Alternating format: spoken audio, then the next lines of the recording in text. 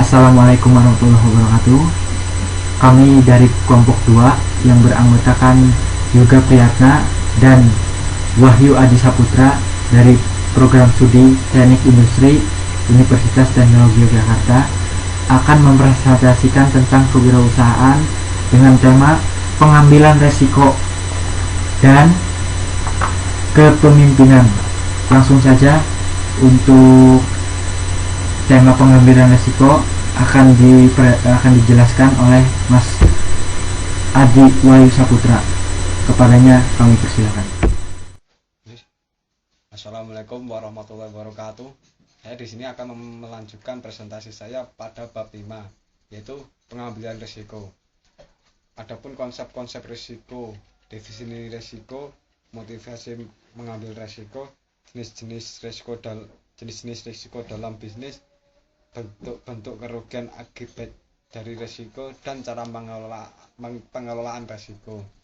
Yang satu, definisi risiko. Dalam dunia bisnis, kita mengenal beberapa definisi risiko. Namun secara umum, konsep risiko selalu dikaitkan dengan adanya suatu ketidakpastian pada masa yang akan datang. Secara spesifik, risiko didefinisikan sebagai adanya konsekuensi sebagai dampak adanya ketidakpastian yang memunculkan dampak yang merugikan pelaku usaha. Sebaliknya, konsekuensi yang memunculkan dampak yang menguntungkan tidak dianggap sebagai risiko. Risiko seperti di atas akan selalu ada dalam kehidupan usaha sehari-hari kita. Intensitas risiko tersebut akan semakin meningkat manakala kita melakukan kegiatan bisnis. Motivasi mengambil risiko. Terhadap beberapa alasan mengapa seorang mengambil risiko. Seorang mengambil risiko bisa jadi didasari oleh keinginan untuk mendapatkan tingkat pengembangan atau keuntungan yang sepadan dengan pengorbanan yang telah dikeluarkan. Ketika seorang melakukan kegiatan yang berisiko karena menginginkan keuntungannya, biasanya dia mampu mengalkulasikan besarnya risiko. Atas dasar kalkulasi tersebut, dia akan menetapkan target keuntungan yang dia kehendaki. Contohnya, seorang memiliki uang yang akan diinvestasikan, dia dapat memilih menabung di bank dan hanya memberi bunga sebesar 5%. Yang pasti akan dia dapat setiap bulannya dan menginvestasikan dalam bentuk bisnis kuliner dengan potensi keuntungan 300%. Namun dengan potensi keuntungan yang besar itu, dia juga memiliki risiko ketidakpastian, yaitu risiko hasil keuntungan. Jenis-jenis risiko dalam bisnis. Sebagai seorang pemula, mahasiswa yang akan berbisnis perlu mengenal beberapa risiko yang sering dijumpai dalam bisnis, khususnya startup bisnis, yaitu risiko murni. Risiko murni adalah risiko yang muncul sebagai akibat dari sebuah situasi dan keputusan, dan konsekuensi adalah kerugian. Beberapa bentuk risiko murni yang sering terjadi diantaranya adalah risiko hilang atau rusaknya aset yang dimiliki yang diakibatkan kebakaran atau pencurian. Risiko spekulatif. Risiko spekulatif adalah risiko yang memunculkan akibat situasi atau keputusan yang konsekuensinya berupa keuntungan ataupun kerugian. Contohnya risiko spekulatif diantaranya adalah risiko perubahan harga. Harga pasar, yaitu produk, jasa, atau komoditi, dapat berubah-ubah. Ini dapat naik maupun turun. Terkait dengan perubahan harga input, jika harga input naik, maka perusahaan dapat mengalami kerugian penurunan margin keuntungan. Sebaliknya, jika harga input turun, maka perusahaan dapat mengalami keuntungan yaitu berupa kenaikan margin keuntungan. Sekarang saya akan membahas tentang bentuk-bentuk kerugian akibat adanya risiko. Setahu saya terdapat dua jenis kerugian yang diakibatkan oleh risiko, yaitu kerugian secara langsung, yaitu jumlah nominal yang harus ditanggung akibat dampak langsung, dan risiko yang dapat jadi, misalnya jadi konsleting listrik pada toko yang digunakan untuk usaha sehingga jadi kebakaran. Dari risiko kebakaran tersebut teridentifikasi sejumlah kerugian langsung adalah nilai barang dagangan yang rusak akibat kebakaran dan nilai kerusakan bangunan toko tersebut. Yang kedua adalah kerugian tidak langsung, yaitu nominal yang harus ditanggung akibat tidak langsung risiko yang terjadi. Misalnya kemungkinan penjualan atau keuntungan yang gagal diterima akibat terjadinya risiko, munculnya biaya operasional tambahan, kesempatan investasi yang hilang, dan bermacam kerugian lainnya. Nanti setelah Anda memiliki usaha, Anda dengan mudah dapat mengalkulasi seberapa besar risiko yang mungkin terjadi. Cara yang dapat Anda gunakan yaitu tentukan seberapa sering suatu risiko terjadi atau frekuensi atau probability-nya. Yang kedua, tentukan dampak yang ditimbulkan dari risiko yang terjadi atau dampak. Yang ketiga, hitung kemungkinan prediksi kerugian dan dengan formula. Berikut saya akan memberikan contoh mengalkulasi risiko. Misalnya Anda memiliki risiko terjadinya pencurian barang dagangan. Setelah diidentifikasi potensi terjadinya risiko tersebut adalah 5 kali dalam 1 bulan. Untuk setiap kejadian pencurian barang tersebut, rata-rata Anda mengalami kerugian 300.000. Dari informasi di atas, Anda dapat menghitung prediksi besarnya kerugian yang dihadapi dari risiko pencurian barang dagangan tersebut dalam 1 bulan, yaitu 5 kali 300.000 sama dengan 100.500. Artinya dalam 1 bulan terdapat kerugian pada Anda 1.500.000. Dan seterusnya saya akan membahas tentang pengolahan risiko. Pengolahan risiko ini, untuk melakukan pengolahan risiko, Anda dapat menggunakan prinsip Pareto dari berbagai potensi risiko yang berhasil diidentifikasi.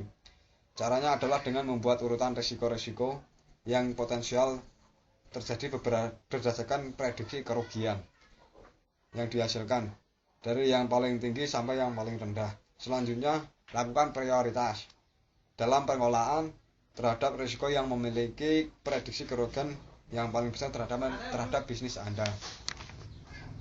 Dari setiap tipe risiko yang masuk dalam prioritas tersebut, selanjutnya Anda dapat menggunakan 4 pilihan strategi pengolahan risiko. Di antaranya yaitu adalah 1. Dikontrol atau risk control, yaitu upaya-upaya yang dilakukan agar probabilitas terjadinya risiko yang kita identifikasi menjadi berukuran. Mengontrol risiko juga dimaksud untuk mengurangi dampak yang mungkin terjadi. Upaya-upaya yang dapat dilakukan untuk mengontrol risiko diantaranya adalah membuat dan mengimplementasikan standar operating procedure atau SOP yang baik. Yang kedua, distransfer pada pihak lain atau risk transfer, yaitu upaya-upaya yang secara sadar dilakukan dengan memindahkan risiko yang kita hadapi terhadap pihak lain. Hal ini dapat dilakukan dengan memindahkan risiko terjadinya kebakaran. Yang ketiga, dibiayai sendiri, risk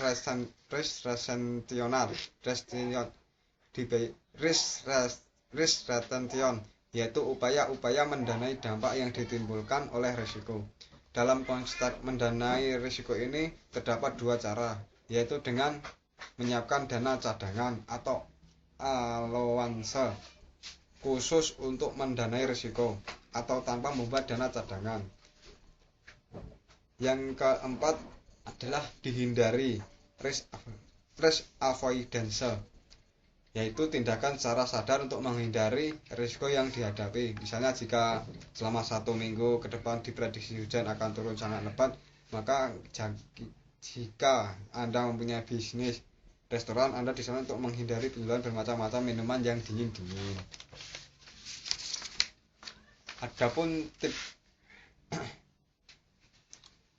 tip-tip praktis berikut ini adalah tip dan trik praktis yang dapat digunakan oleh wirausaha pemula untuk mengelola risiko-risiko yang mungkin akan terjadi. 1. Pahamilah bahwa risiko yang Anda hadapi bukanlah penghambat bagi seorang untuk maju. Risiko justru harus diambil sebagai konsekuensi karena kita menginginkan sesuatu yang lebih baik atau keberhasilan sebagai hukum alam, semakin tinggi hasil yang kita inginkan, maka semakin besar juga risiko yang akan kita alami. Yang kedua, Anda tidak perlu panik. Tahap pertama yang harus Anda lakukan adalah mengidentifikasi risiko apa yang berpotensi muncul. Anda dapat memulai dari lingkungan di sekitar Anda untuk mengidentifikasi risiko tersebut. Anda juga dapat mengidentifikasi risiko dari hubungan Anda dengan para pemasok. Yang ketiga, dari risiko-risiko yang telah teridentifikasi di atas, tentukan berapa sering risiko tersebut muncul. Yang keempat, siapkan langkah-langkah mitigasi risiko. Pada risiko yang didominan atau prioritas, ini dilakukan untuk mengingat banyak hal yang harus Anda lakukan dalam bisnis. Terlalu fokus pada risiko-risiko yang kurang prioritas akan menghabiskan waktu Anda atau bahkan membuat Anda menjadi ragu-ragu atau takut melanjutkan bisnis Anda. Untuk melakukan mitigasi risiko di atas, pastikan Anda menggunakan pendekatan atau manfaat biaya. Hitung dengan benar biaya yang harus dikeluarkan untuk mengelola risiko. Cukup sekian dari saya, dan seterusnya presentasi terusnya akan diteruskan oleh teman saya, Mas Yuda. Mas Yuda chat. Sip we man John. Langsung saja. Kali ini saya akan mempresentasikan kewirausahaan dengan tema yaitu leadership. Langsung saja, leadership itu apa? Leader itu adalah sebuah pemimpin. Dalam suatu perusahaan itu harus ada sebuah pemimpin. Untuk mengapa? Karena pemimpin tersebut untuk mengatur dan mengontrol kinerja bawahan ataupun artinya operator yang sedang bekerja pada perusahaan kita. Dalam sebuah buku, leadership merupakan modal yang sama pentingnya dengan kepercayaan dan kreativitas. Ada juga yang mengatakan leadership menggabungkan kreativitas, kepercayaan menjadi sebuah usaha yang efektif yang berpengaruh luas dan hidup. Wirausaha tanpa kepemimpinan, usaha yang dibangun tidak akan berkembang. Mengapa demikian? Karena seorang pemimpin harus mempunyai jiwa percaya diri, kreativitas, dan imajinasi dan inovasi yang tinggi. Karena untuk kemajuan dan untuk meningkatkan elektabilitas suatu perusahaan, tidak ada orang yang hebat yang bekerja pada Anda, tetapi diri Anda lah yang paling hebat untuk menjadi seorang pemimpin. Dalam hidup banyak yang menjadi pemimpin. Semua orang itu akan menjadi pemimpin, contohnya dalam pemimpin diri sendiri maupun memimpin diri orang lain. Suatu perusahaan entrepreneurship akan berhenti tidak ada jiwa kepemimpinan, karena jiwa kepemimpinan itu terlahir dari diri sendiri, bukan dari hasutan orang lain atau dorongan dari orang lain. Pentingnya kepemimpinan, usaha akan tumbuh menjadi besar dan luas jikalau seorang pemimpin itu memiliki jiwa kepemimpinan yang sangat bisa dikatakan inovatif, cerdas maupun preventif. Perbedaan manajer dan pemimpin. Perbedaan manajer memelihara sistem yang ada, bekerja dengan sistem, sedangkan pemimpin adalah memperbaharui atau menciptakan sistem baru. Dan di sana sudah jelas bahwa seorang manajer itu hanya bekerja pada sistem atau peraturan yang ada pada perusahaan. Tetapi seorang pemimpin itu mampu memanage atau memperbaharui dan menciptakan suasana atau lingkungan kerja yang baru. Contohnya dengan bisa mengeksplor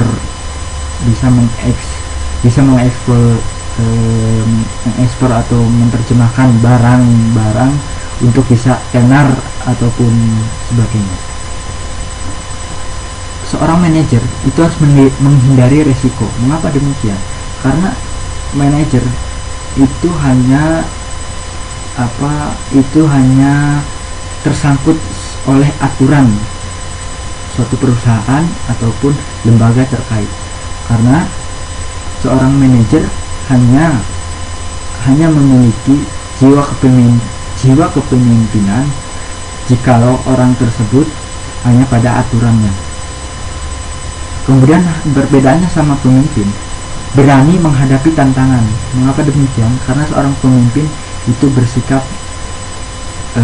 tegas ataupun pantang menyerah gitu, berani menghadapi tantangan, baik itu jelek buruk. Seorang pemimpin harus berani. Kemudian manajer pengikut dan bawahan. Manajer hanya diikuti pada bawahan dan pada, artinya seorang atasan bisa manut oleh manajer karena terikat oleh suatu sistem tersebut. Sedangkan bedanya sama pemimpin itu tidak terlalu memikirkan posisi pada dan manfaatnya, tidak memikirkan posisi, lebih pada manfaat, nilai dan tanggung jawab. Seorang pemimpin itu artinya situasinya tidak fokus di sana, entah bisa jadi bawahan atau atasan dan sebagainya. Karena seorang pemimpin itu terlahir dari diri sendiri. Dasarnya adalah dasarnya manajer adalah dasarnya pada kompetensi dan profesional. Karena seorang manajer itu haruslah profesional. Mengapa demikian? Karena sebagai manajer itu adalah panutan untuk bawahannya. Karena bedanya sama pemimpin itu adalah dasarnya kreativitas dan karakter. Kreativitas merupakan imajinasi yang ada pada diri untuk dieksplor, dikeluarkan. Kemudian manajer akan patuh, disiplin dan tidak memberi ruang bagi kesalahan. Karena demikian manajer hanya akan bekerja pada, istilahnya pada kebenaran sajalah. Kemudian bedanya sama pemimpin itu adalah bebas. Mengapa demikian? Karena seorang pemimpin itu bebas memiliki aturan, artinya ya bisa dikatakan terserah sendirilah, bisa mau bagaimanapun juga. Teori kepemimpinan awal. Dalam sebuah buku teori karakteristik itu adanya terdapat dorongan dari teman-teman atau rekan kerja untuk menjadi pemimpin suatu perusahaan atau leadership untuk memanage teman-temannya. Kemudian kehendak untuk memimpin, karena kehendak untuk memimpin itu terjadi dan lahir pada diri sendiri untuk bisa berelasi bersama teman-temannya. Yang ketiga adalah kejujuran dan integritas. Kejujuran itu merupakan terlahir dari diri sendiri, karena kejujuran itu merupakan kunci awal dari kesuksesan. Kemudian adalah percaya diri. Mengapa demikian? Karena percaya diri dalam suatu leader atau pemimpin sangatlah dibutuhkan. Karena untuk apa? Untuk memutuskan suatu keputusan. Kemudian kecerdasan. Mengapa demikian? Leadership dibutuhkan untuk kecerdasan, untuk berimajinasi yang lebih tinggi dan mampu menciptakan hal-hal yang baru. Kemudian pengetahuan yang terkait dengan pekerjaan. Seorang pemimpin haruslah mengetahui dari titik nol hingga titik akhirnya itu, dia harus mampu mengetahui pengetahuan yang terkait dengan pekerjaannya di bidang dia.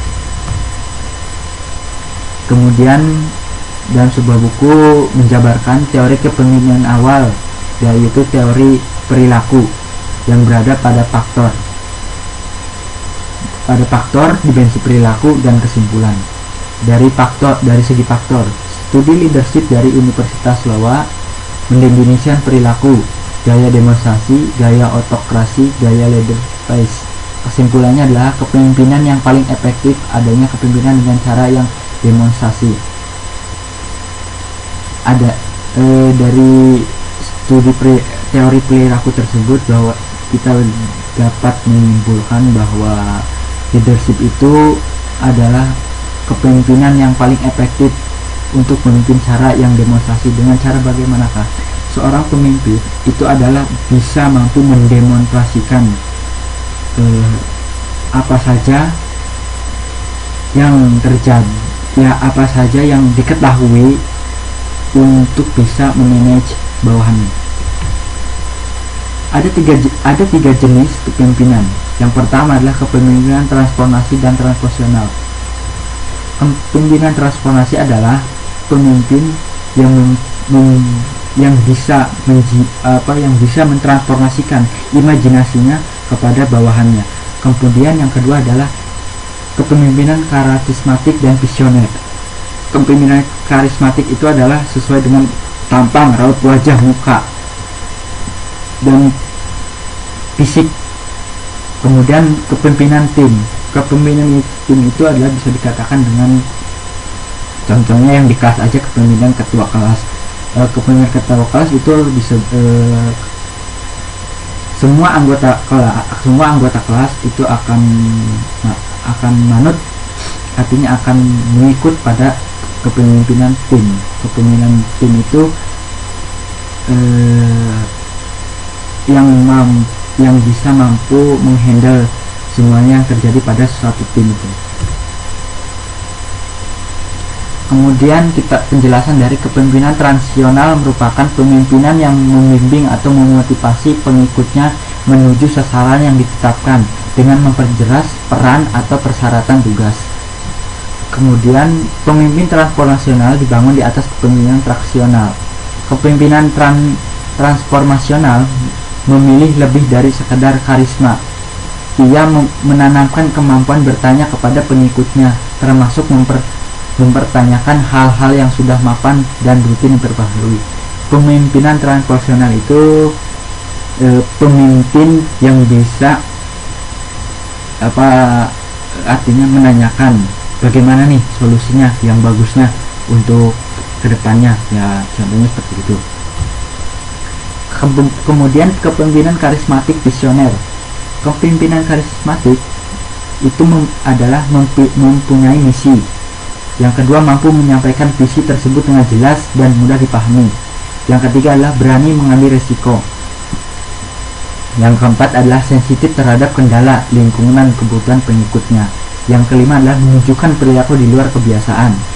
Jadi seorang pemimpin karismatik itu mempunyai visi, ya contohnya kepemimpinan dalam suatu organisasi adalah bisa kita katakan organisasi himpunan mahasiswa teknik industri, ya itu yang disebut dengan kepemimpinan karismatik. Kemudian kepemimpinan memimpin visioner. Yang pertama adalah kemampuan dalam menjelaskan visi kepada orang lain melalui pidato-pidato yang memaku dan memancing orang lain untuk bergabung. Yang kedua adalah kemampuan mengungkapkan visi bukan hanya secara verbal, melainkan melalui perilaku. Yang ketiga adalah kemampuan untuk memperluas dan menerapkan visi dalam berbagai konteks yang berbeda-beda. Dalam konteks karakteristik pemimpinan visioner itu bisa kita contohkan adalah kepemimpinan yang berada pada calon DPR lah, karena itu kepemimpinan yang bisa mampu berpidato untuk menarik perhatian sehingga orang lain bisa mengikuti dirinya gitu. Kepemimpinan tim. Kepemimpinan tim adalah penghubungan antara pihak luar, penyelesaian masalah, manajemen konflik seorang pembina. Kepemimpinan tim itu harus mampu berhubung dengan pihak luar. Karena hal tersebut, kepemimpinan tim harus mampu menyelesaikan masalah-masalah yang terjadi pada tim tersebut. Kemudian manajer dari konflik tersebut, karena seorang pemimpin dari sebuah tim itu harus mampu memanage konflik yang ada sehingga tidak meluas kepada perusahaan lain ataupun orang lain. Kemudian contohnya kepemimpinan tim itu adalah seorang pembina. Jika dalam suatu leader, kepemimpinan dalam suatu tim adalah itu pembina untuk membina pada anggotanya. Wirausaha yang memiliki kepemimpinan yang efektif itu ada beberapa. Yang pertama adalah ciptakanlah tataan nilai dan keyakinan untuk para karyawan. Yang kedua adalah hargai dan dukung hal-hal positif yang dicapai para karyawan. Yang ketiga adalah berikanlah contoh yang positif untuk membangun semangat para karyawan untuk terus berkarya. Yang ketiga adalah fokuslah terhadap tujuan. Jadi suatu pemimpin dalam wirausaha itu harus berfokus pada tujuan apa yang ditujukan. Contohnya ya ingin mengembangkan usahanya, dia harus fokus pada terhadap tujuannya. Kemudian hargailah keragaman para pekerja.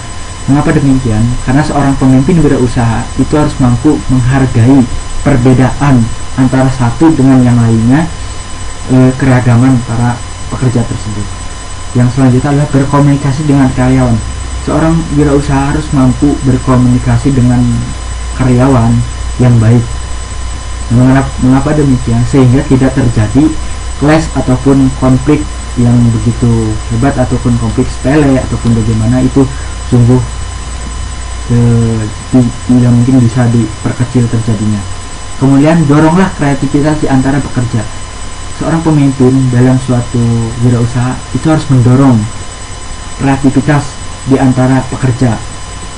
Karena dengan hal demikian, misalkan seorang pemimpin itu harus mendukung pekerjanya untuk berkembang, menciptakan hal-hal yang baru. Kemudian rayakanlah setiap keberhasilan. Mengapa demikian? Hal tersebut digambarkan untuk memotivasi pekerja yang lain supaya berkolaborasi untuk kreativitas dan imajinasi yang dikeluarkannya. Kemudian pertahankanlah selera humor. Seorang wirausaha, pembina leadership, haruslah sedikit-sedikit ada humornya lah.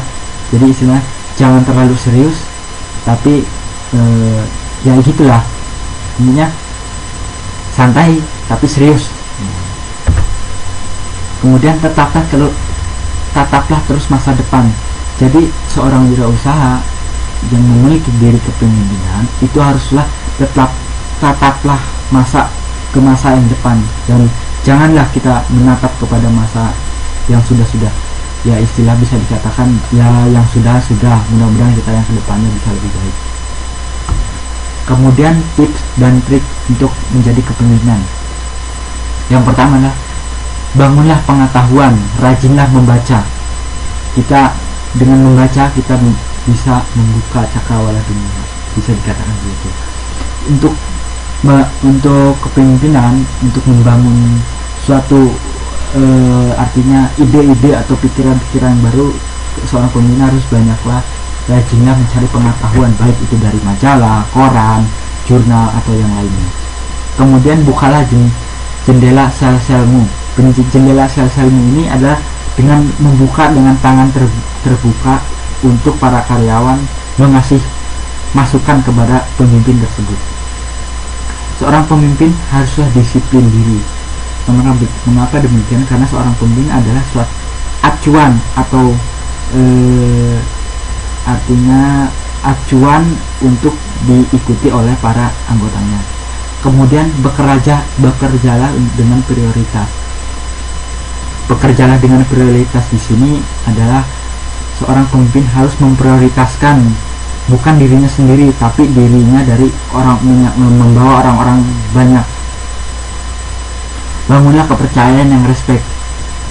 Seorang pemimpin haruslah membangun suatu kepercayaan yang begitu kekal. Artinya seorang wirausaha atau leadership harus membangun kepercayaan yang begitu solid.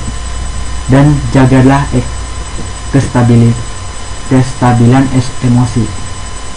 Mengapa demikian? kestabilan emosi seorang pemimpin haruslah dijaga, karena itu untuk istilahnya menjaga emosi-emosi yang mungkin terjadi kepada para bawahan kita. Latihlah diri berkomunikasi dengan mumpuni. Jadi seorang pemimpin harus memiliki jiwa kepemimpinan dan mampu berkomunikasi dengan para atasan ataupun bawahan dan yang lainnya. Kemudian untuk para pemimpin, belajarlah menulis. Mengapa demikian? Karena seorang pemimpin hal itu harus bisa menulis dan bisa menuangkan ide-idenya dengan cara tulisan ataupun dengan cara omongan yang sesuai dengan kenyataan. Gunakanlah manajemen. Nah, di sini seorang pemimpin harus mempunyai dan jiwa diri manajemen yang kuat dan solid. Demikian presentasi dari kami, kurang lebihnya mohon maaf. Terima kasih.